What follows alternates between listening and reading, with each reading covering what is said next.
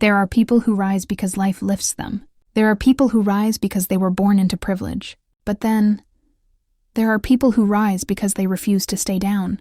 This is the extraordinary journey of a boy who started with nothing but a dream and ended up becoming the president of a nation.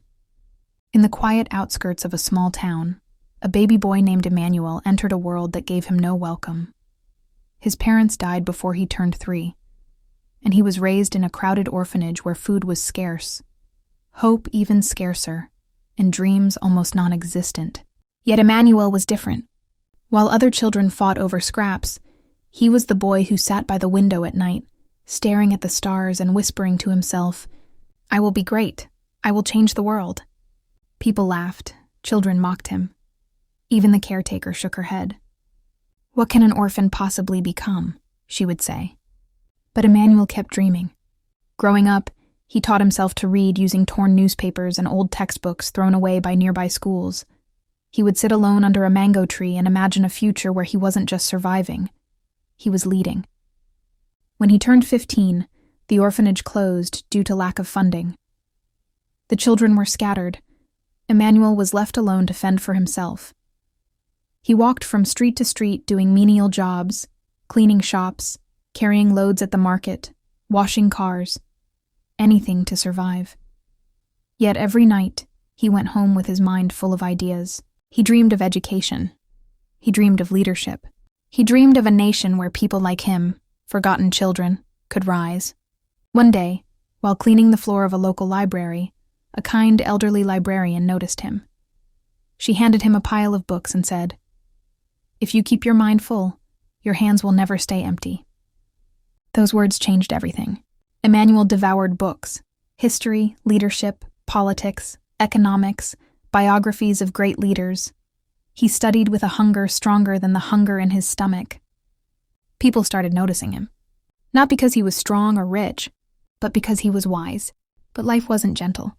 The more he learned, the more he realized he needed formal education. Yet school fees were far beyond what he could earn. When he tried to get scholarships, he was rejected repeatedly because he had no documented background, no family name, no influential guardian. One interviewer told him plainly, "People like you don't make it far. Let's be realistic."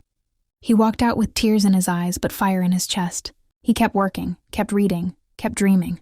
Eventually, he saved enough to attend evening classes. It wasn't a fancy school, but it was a start.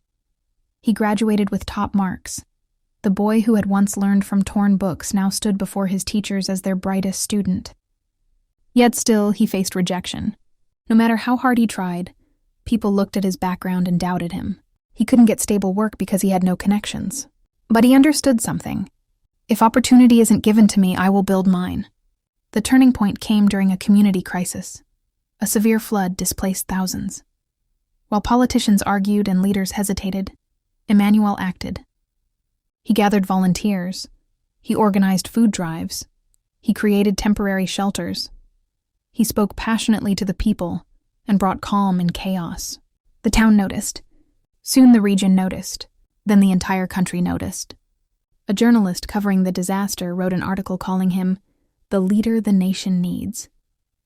That became Emmanuel's moment. People began to rally behind him.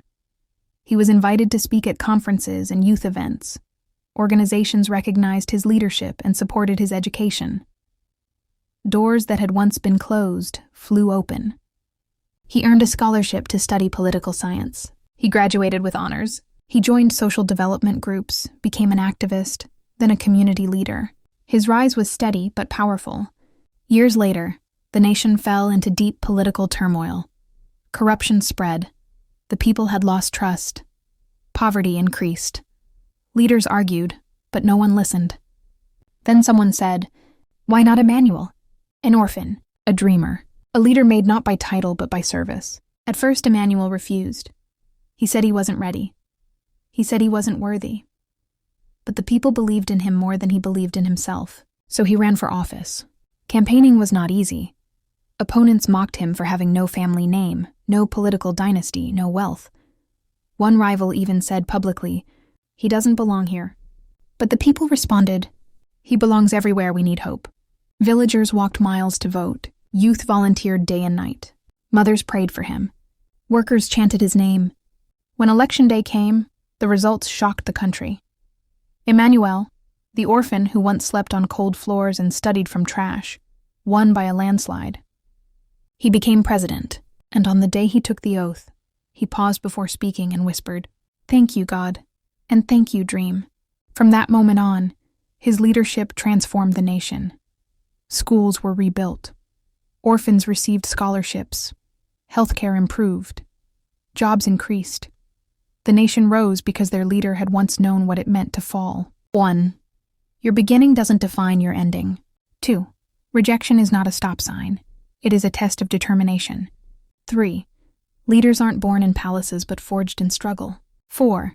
A dream becomes reality when you add hard work, consistency, and faith. 5. The world eventually stands for those who refuse to give up. Emmanuel used his position not to enrich himself, but to uplift others. He created programs for orphans, built skill centers, and ensured no child would grow up forgotten like he once was. His story became a light to millions, proof that greatness is not reserved for the privileged. He became a living reminder that the power to rise is in every one of us. So, if life has ever made you feel small, if people have doubted you, if your past is filled with pain, let this story remind you. You are not defined by where you start. You are defined by how far you're willing to go. If you enjoyed this story and want more inspiring journeys like this, don't forget to like, share, and subscribe. And tell us in the comments, what dream are you chasing?